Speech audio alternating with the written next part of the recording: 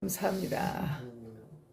우리는 지난주에 예수님께서 성전 그 청결 사건을 행하시죠. 그리고 난 다음에 그 성전 청결 사건을 행하셨으니까 예수님이 와 계신 곳이 어느 땅이죠?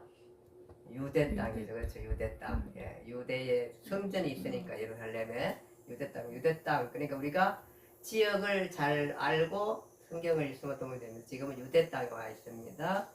유대 땅에 와 있으면서 한 8개월 정도 이곳에 계시는데 8개월 머물면서 무슨 일을 하셨는가 이런 거는 많이 기록 않지만 그래도 몇 개 좀 기록이 있습니다. 기록이 있는데 이제 성전 청결 사건 때에 이게 굉장히 쇼킹한 일이잖아요. 사실 있을 수 없는 일이잖아요. 이게 성전에 뭐 장사하는 사람들 다 내쫓이고 그랬는데 그랬으니까 사람들 마음속에 무슨 생각이 일어나기 시작하냐면은 도대체 저분이 누군데 저 사람이 누군데 감히 이렇게 할 수 있단 말인가 이런 생각을 이제 시민사회에서 또 지도자들 사회에서도 그렇게 일어날 수밖에 없는 것입니다. 그가 감히 누군데 성전에서 양이나 소를 내쫓으시고 환전하는 그 상을 다 엎으시고 그러면서 또 내 아버지 집으로 장사하지 말라 이렇게 말했으니까 이게 그냥 누구에게 감히 성전은 이스라엘의 전부거든요. 백성의 전부거든요. 감히 거기에서 난동 수준의 이런 일들을 행할 수 있단 말인가 속에서 그리고 누구이기에 감히 누구도 도전하지 못하는 대제사장과 산헤드린 국회의 건의에 도전할 수 있단 말인가 이런 생각이 일어나게 됐습니다. 물론 다른 곳에서 성전이 아닌 곳에서 사람들은 이런 일을 할 수 있을 것 같습니다. 부조리에 항거할 수 있고 부패와 맞설 수 있고 잘못된 카르텔과 맞설 수 있다고 생각은 듭니다. 그거는 그렇지만 이곳은 지금 어디냐 하면은 감히 성전입니다. 그러니까 사람들 관계보다 더 무서운 게 뭐냐 하면은 하나님과의 관계에 있는 하나님의 임재의 장소인 성전에서 감히 일들을 할 수 있단 말인가라는 생각 속에서 사람들은 의문이 났습니다. 예수, 그는 누구인가? 라는 그런 질문을 하지 않을 수 없습니다. 여기에 대해서 예수님께서 답을 하십니다. 내가 누구냐고 이렇게 답은 안 하시지만은 2장 23절에 보니까 요한복음 2장 23절에 이렇게 말합니다. 6월절에 예수께서 예루살렘에 계시니 많은 사람이 그의 행하시는 표적을 보고 그의 이름을 믿었으나 예수는 그의 몸을 그들에게 의탁하지 아니하시고 이는 친히 모든 사람을 아심이요 또 사람에 대하여 누구의 정언도 받으실 필요가 없었으니 이는 그가 친히 사람의 속에 있는 것을 아심이라 이렇게 말합니다. 사람들 마음속에 예수 그 사람 도대체 누군데 이런 일을 행하셨나라고 했을 때에 예수님께서 답을 뭘로 하시냐면은 많은 기적과 표적을 통해서 이 답을 하신 것입니다. 내가 이런 표적을 행할 수 있는 사람이야, 이런 기적을 행할 수 있는 사람이야 라고 답을 하신 것입니다. 근데 그 성경에는 예수님이 그때에 무슨 표적을 행했는지는 기록되지 않았습니다. 아마도 뭐 병고침, 귀신 내쫓은 거, 각종 치유, 그 다음에 권능 있는 행동들 아마 이런 일들을 하지 않았을까 이런 생각을 하게 됩니다. 많은 사람들이 그 성전을 뒤엎은 것뿐만 아니라 이런 표적을 보고 예수에게 열광하게 됩니다. 예수에게 열광했지만 예수님은 오늘 성경에 보니까 담담했다 그렇게 말합니다. 그들의 열광의 분위기에 휩쓸리지 않으셨습니다. 지도자 잡죠? 지도자는 그런데 흔들리면 안 됩니다. 우리나라 지도자들은 골수 분자들이 흔들려가지고 나라를 이렇게 망쳐놓고 있는 겁니다. 흔들리면 안 돼, 지도자가. 예수는 그 열광 가운데, 자기를 추종하는 그 열광 가운데 흔들리지 않았다, 이렇게 말하고 있습니다. 왜냐하면은 그 사람들이 열광할 뿐이지 예수에 대해서 깊이 아는 게 아니었기 때문입니다. 그래서 흔들리지 않았고, 또 예수님은 그 사람들이 막 떠들고 다니면서 뭐 했대 하면서 열광하는 분위기에 도움을 받지 않으셨다 그랬어요. 그런데 도움을 받지 않았다 그래요. 왜 사람들이 그 골수분자들 앞에, 극단적인 사람들 앞에 끌려다니냐 하면은 그들이 도움을 받으려고 끌려가거든요. 예수는 그런 열광에 자기가 휘둘려지지 않았다, 그렇게 말씀하고 있는 것입니다. 민중들은 열광할 뿐이지 예수에 대한 깊이를 이해하려고 노력하진 않았다. 그래서 예수님은 열광하는 백성들을 깊이 생각하지 않았다는 것입니다.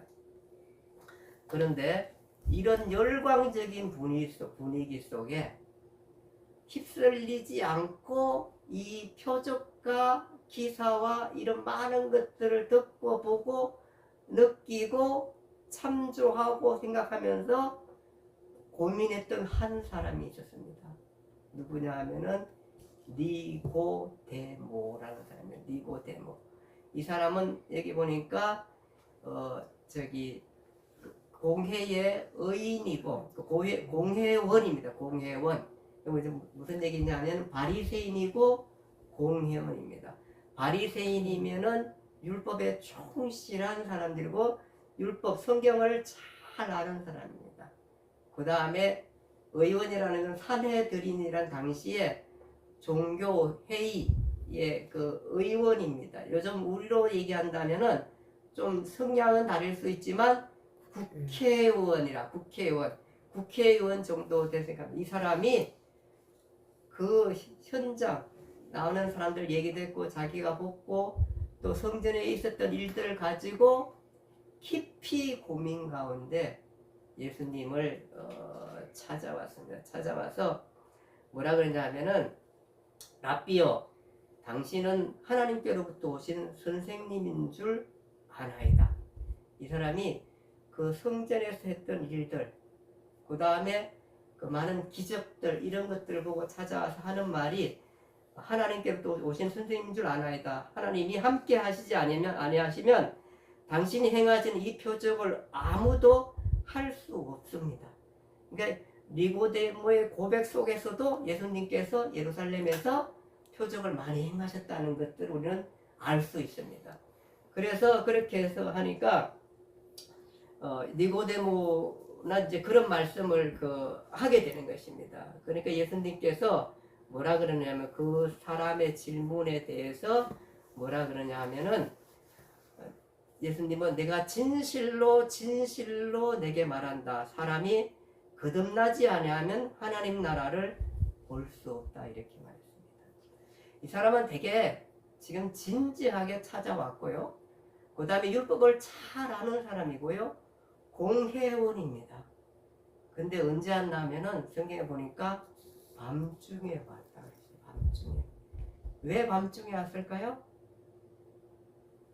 왜냐하면은 지금 산헤드린 공회에서 지금 난리가 난 거예요. 또 이상한 사람이 나타나가지고 성전을 이렇게 했는데 만약에 이 사람이 공회 의원인데 낮에 오면은 거기 그 산헤드린 공회의원에 의해서 징계를 받을 수도 있고 또 동료들에 의해서 따돌림을 받을 수도 있고 어쨌든 문제가 많이 발생할 수 있을 것입니다.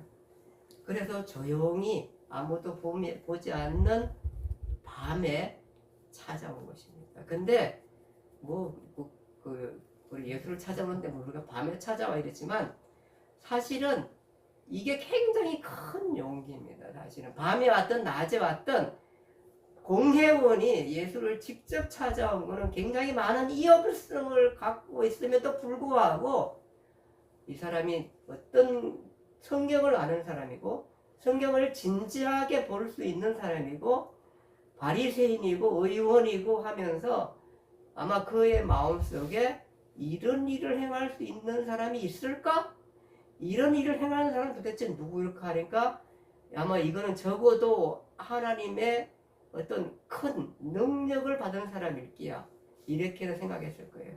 아니면 우리가 기다리는 이분이 진짜 메시아일 수도 있을 거예요. 이렇게 생각해서 밤에 찾아와 가지고 말씀을 하니까 당신이 하는 모든 일들은 하나님의 능력에 의해서 행해지는 것을 내가 알게 됩니다 라고 말했을 때에 예수님께서 하시는 말씀이 내가 진실로 이게 예수님은 아주 중요한 얘기를 할 때 확실을 할 때 내가 아멘이고 진실이니까 그렇게 하면서 이것을 꼭 말씀하시면서 사람이 거듭나지 아니하면 하나님 나라를 볼 수 없다 이렇게 말합니다. 근데 이 사람이 답이 웃겨요. 뭐라 그래요? 거기 보면은 사람이 늙으면 어떻게 날 수 있습니까? 다시 엄마 뱃속에 들어가 가지고 날 수 있습니까? 이 질문을 하는 거예요. 예수 앞에 뭐가 돼요? 아주 무식하고 아주 어린이 같은 질문을 하게 되는 거예요. 사람들이 똑똑한 것 같아도 다 똑똑하지는 않아요. 보면은 엄청 똑똑하지 모르는 거 엄청 많아요. 내가 똑똑한 것 같았는데 내가 맨날 저기 설거지를 하면 그릇을 이렇게 엎어놓거든요.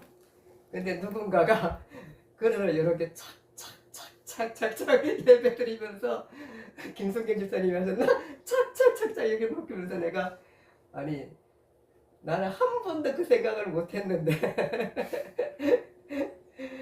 물론 이제 똑똑한 사람이 대다수 똑똑한 여러 가지 일들을 잘 할 수도 있어요. 그러나 모두가 똑똑한 건 아니에요. 우리는 많이 배워야 할 사람들. 이 지금 니고데모 하는 말이 엄마 뱃속에 들어가 다시 태어나냐 하냐고 그렇게 묻게 되는 것입니다.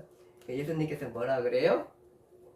진실로 내게 말한다. 사람이 물과 성령으로 거듭나지 않으면 하나님의 나라에 들어갈 수 없다. 육으로 난 것은 육이요 영으로 난 것은 영이니 내가 거듭나야 하겠다는 말을 놀랍게 여기지 말라. 이렇게 말하게 됩니다. 물과 영으로 거듭나지 않으면 하나님 나라를 볼 수 없다. 이거 사실은 어려운 말이에요. 아무리 똑똑해도. 근데 누구는 알았어야 되냐 하면은 니고데모는 알았어야 돼요. 왜냐하면은 율법학자잖아요. 바리새인이잖아요. 율법에 대체적으로 바리새인들이 능통한 사람들이거든요.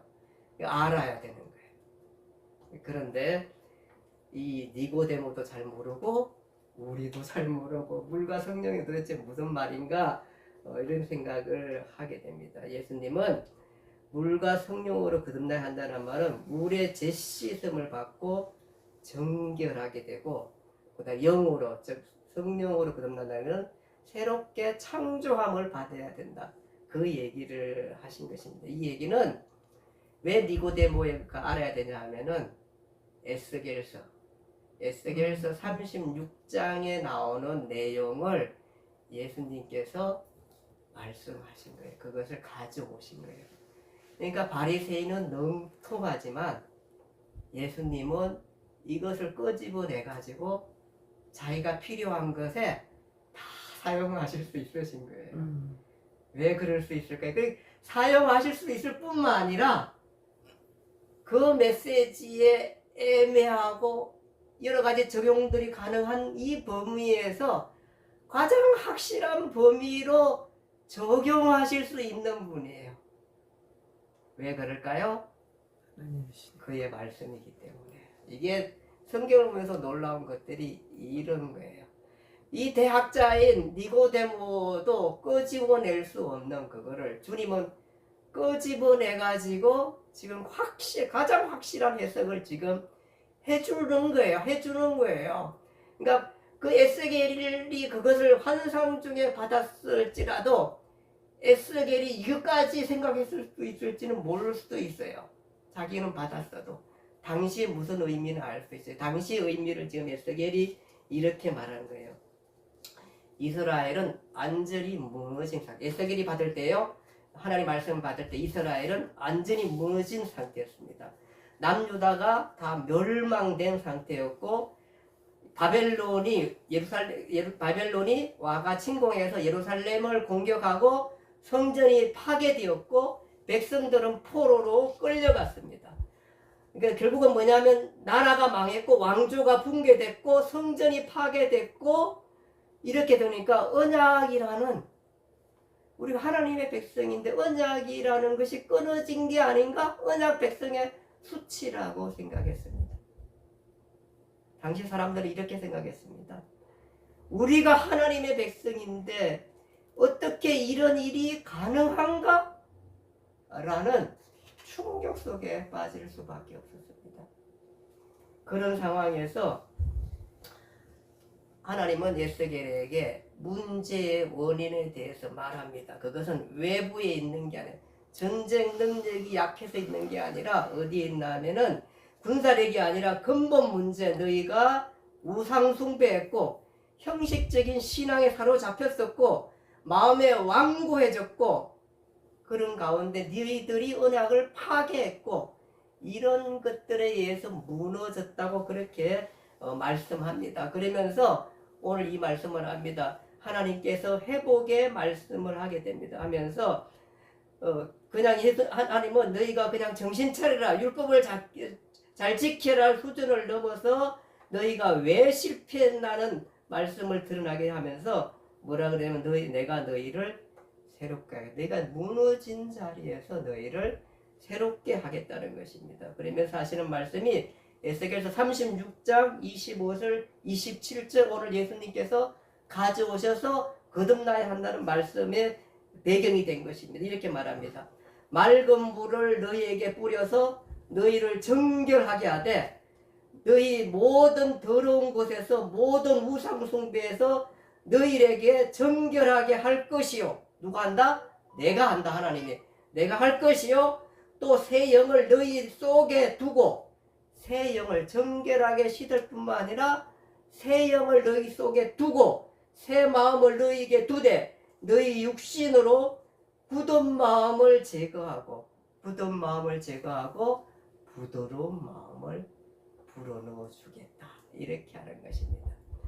그래서 여기 맑은 물의 의미가 뭐냐 하면은 맑은 물을 너희에게 뿌려 너희로 정결하게 하되, 여기서 물은 단순히 물 자체가 아니라 무슨 얘기냐면 정결하겠다. 죄를 씻어 주겠다는 거예요. 씻은 부정적인 거, 우상숭배 이런 것들의 모든 죄를 내가 씻어 주겠다는 것의 상징이 뭐냐 하면은 맑은 물입니다. 그래서 물로 주님이 거듭나야 한다는 얘기는 너희 죄가 씻김을 받아야 한다. 그 얘기를 하고 있습니다. 내가 너희 더러움을 씻겠다 이렇게 말하게 됩니다. 그 다음에 씻고 난 다음에 뭘 하겠다? 이렇게 말합니다. 이 부분이 핵심입니다. 새 마음을 너희에게 주고 새 영을 너희 속에 두며 이렇게 말합니다. 하나님은 단순 교정이 아니라 인간 중심 자체를 다 바꾸겠다고 지금 선언을 한 것입니다. 아마 에스겔이 받을 때에 이런 마음을 갖고 받았을 것인데 이까지를 아마 이해했을 것입니다. 그것이 어떻게 이루어질지는 모르겠지만 어쨌든 간에 에스겔한테 이렇게 말씀하게 되는 것입니다. 돌 같은 마음을 제거하고 살 같은 마음을 주겠다 이렇게 말하게 되는 것입니다. 그리고 내 영을 깨끗하게 하고 내 영을 그 속에 두겠다. 내 영을 그 속에 두겠다 이럽니다. 사실은 구약 시대에는 성령이 위대한 사람들에게만 임했습니다. 왕이나 제사장, 선지자들에게 잠깐 오셨다가 능력을 주시고 또 나가시고 이렇게 하셨습니다. 거주하지 않으셨는데 그 영을 우리에게 주겠다, 두겠다. 너희 마음속에 영을 집어넣어 두겠다 이렇게 말씀하는 것입니다. 굉장히 놀라운 것입니다. 그래서 예수님은 니고데모에게 말씀하신 것은 뭐냐 하면은 이런 에스겔이 말한 그 배경을 가지고 그 내용을 가지고 말씀을 하셨기 때문에 니고데모는 성경학자잖아요. 알아들었어야죠. 그래서 예수님께서 그 얘기를 하게 됩니다. 물과 성령으로 나지 아니하면 이렇게 말씀하신 것이 바로 에스겔서에 말씀하신 것을 예수님께 가져와셔서 이제 그 실체를 확실하게 얘기하게 됩니다. 니고데모야, 하나님 나라는 단순 종교 개혁이 아니라 에스겔이 말한 새 창조, 사람 안에서 일어나는 것이다. 그래서 예수님은 내가 이스라엘의 선생이면서 이것을 알지 못하느냐 그렇게 말씀해요. 에스겔이 말한 걸 알지 못하느냐 그 얘기를 하고 있는 것입니다. 에스겔 36장은 죄로 망한 백성을 하나님이 직접 씻고 새 마음을 주고 성령을 넣어 새 백성으로 회복하겠다 그 얘기인 것입니다. 그래서 물과 제 씻음을 받고 그 다음에 성령을 너희에게 불어넣어 주겠다. 그래야지 거듭난 것이고 그래야지 하나님 나라를 볼 수 있다. 하나님 나라를 들어갈 수 있다. 그 얘기를 하시게 된 것입니다. 예수님은 이렇게 에스겔의 말씀처럼 우리의 죄를 씻으러 오셨습니다. 이게 에스겔 한 말이 700년 전이잖아요. 예수님 오시기 700년 전에 그 하신 말씀을 주님께서 이제 완벽하게 해석해 놓으시고 적용하고 그 말이 무슨 말인가를 알려주게 되는 것입니다. 그러면서 예수는 십자가를 위해서 대신 죽음으로 우리를 깨끗게 하셨고 그렇게 깨끗이 씻고 난 다음에 마음에 성령을 주셔서 우리로 하여금 거듭나게 하신 것입니다. 성령이 다른 게 없죠. 네. 그렇게 아주 그 위대한 그 약속을 주님은 가져오셔가지고 에스겔이 말한 것을 내가 이루는 거야. 네가 물로 씻음 받고 네가 깨끗하게 씻음 받고 제사함을 받고 내가 그 제사함 받은 가운데 성령을 넣어줄 거야. 그래야만이 새 창조된 거야. 그 새 창조의 백성이 되는 것을 말하게 됩니다. 이것은 내가 예수 그리스도를 믿고 나의 죄를 속죄하고 난 다음에 내가 예수님께서 하신 사역을 믿음으로 말미암아 우리가 제사함을 받고 그 다음에 성령이 그 제사함 가운데 성령이 우리에게 임하심으로 우리가 거듭나게 되는 것인데 그 거듭난 것은 어떤 느낌이 아니라 선언이라는 것입니다. 하나님의 위대한 선언이라는 것입니다. 이게 중요합니다. 우리는 자꾸 예수 믿은 거에 대해서 성령이 계시는데 만져지지도 않고 느끼지도 않는 것 같고 이러니까 우리가 굉장히 혼란을 느끼게 되는데 오늘 성경은 이렇게 말합니다. 바람이 임의로 불잖아. 니고는 임의로 불고 어디서 오는지 우리가 잘 알지 못하는 것처럼 내가 바람을 보지 못하잖아.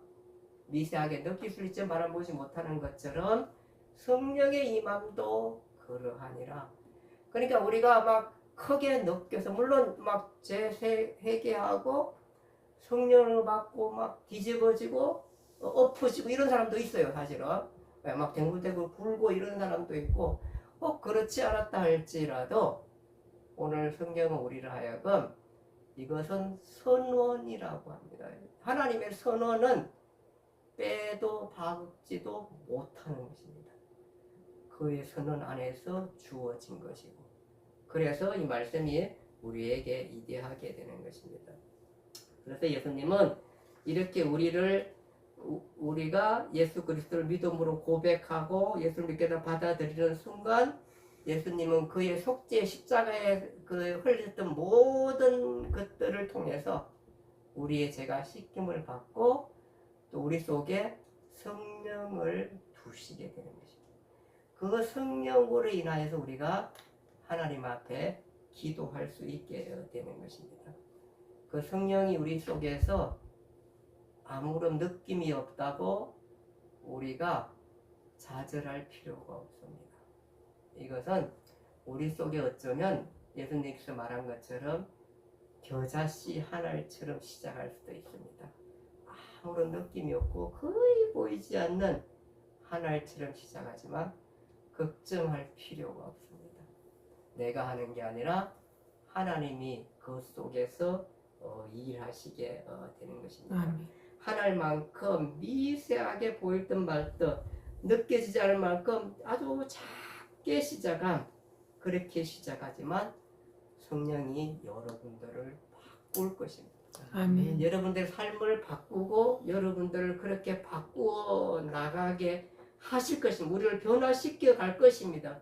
우리의 강팍한 마음들을 조금씩 부드럽게 그렇게 하게 하시고 우리의 연약하고 아무것도 할 수 없는 그 마음에 조금씩 용기를 주시게 될 것 같고 우리의 불같은 마음에 조금씩 참게 하시고 참고 또 참게 하시고 그런 마음 가운데 우리로 하여금 깊은 더 큰 사랑으로 우리를 남을 사랑할 수 있도록 하나하나 그렇게 채워 가시게 될 것이고 그리고 성령은 우리로 하여금 위대하게 하실 것이고 때론 그 성령은 우리로 하여금 매우 아름답게 그렇게 해서 우리 속에서 그렇게 하실 것입니다. 내 안에 성령이 미세하게 시작하지만 그건 결코 적은 것이 아닙니다.